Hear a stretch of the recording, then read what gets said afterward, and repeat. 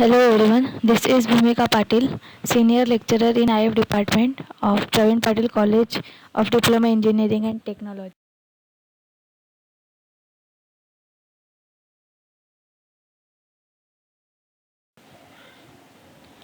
Today we are going to discuss about third chapter of entrepreneurship development, that is support system.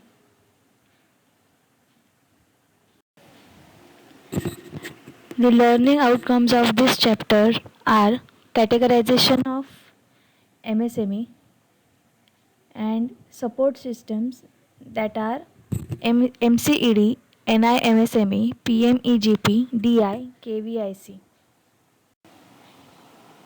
Let's discuss about how MSMEs are classified or categorization of MSMEs.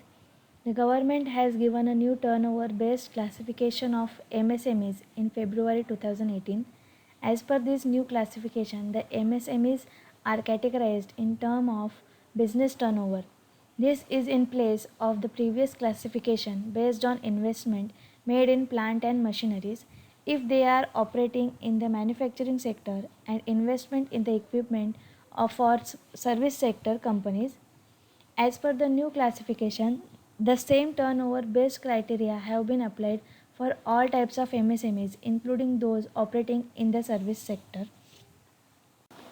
Though the primary responsibility of promotion and development of MSMEs is of the state governments, the center has passed an act in 2006 to empower the sector and also has formed a ministry, that is Ministry of MSMEs. It was a Micro, Small and Medium Enterprises Development Act which has notified in 2006 that defined the three tier of micro, small and medium enterprises and set investment limits. The new turnover criteria will be better suit with the GST network, that is GSTN, and other formats of segregating the MSMEs. This slide shows us new turnover based classification of MSMEs. The Micro, Small and Medium Enterprises Development, that is MSMED Act 2006 will accordingly be amended to define units producing goods and rendering services in terms of annual turnover as follows. A micro enterprise will be defined as a unit where the annual turnover does not exceed rupees 5 crores. A small enterprise will be defined as a unit where the annual turnover is more than rupees 5 crore but does not exceed rupees 75 crores. And a medium enterprise will be defined as a unit where the annual turnover is more than rupees 75 crore but does not exceed rupees 250 crores. Additionally, the central government may, by notification, vary turnover limits which shall not exceed thrice the limits specified in Section 7 of MSMED Act. In this slide, the table shows the classification of MSME. In first column, we can see MSME classification, that is micro, small and medium enterprises. In third column, we can see old or previous classification of MSME. We can invest in micro enterprises below 25 lakhs. In small enterprises, we can invest 25 lakhs to 5 crores, and in medium enterprises, we can invest 5 crores to 10 crores. That is previous classification. And in second column, we can see new classification. In micro enterprises, we can invest up to or not exceeding 5 crores. In small enterprises, we can invest between rupees 5 crores to 75 crores. And in medium enterprises, we can invest 75 crores to 250 crores. Under the previous classification, a separate methodology was adopted for service sector. Now the classification was made similar to the goods MSMEs, as the general turnover based criteria was made applicable to the service sector also. In 2015, the government has introduced an amendment bill to change the limit in all categories, and it was adopted in Feb 2018. Though the primary responsibility of promotion and development of MSMEs is of the state government, the center has passed the act in 2006 to empower the sector and also has formed a ministry, that is Ministry of MSME. Enterprises have been classified under the Micro, Small and Medium Enterprises Development Act 2006 broadly into enterprises engaged in the manufacture production of goods pertaining to any industry and enterprises engaged in providing or rendering of services. The manufacturing and service enterprises have been further classified into micro, small and medium enterprises based on investment in plant and machinery and in equipment respectively.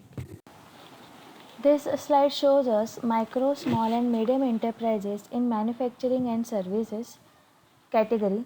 In manufacturing, we can invest up to rupees 25 lakhs in micro enterprises, rupees 25 lakhs and up to 5 crores in small enterprises, and rupees 5 crores and up to 10 crores rupees in medium enterprises.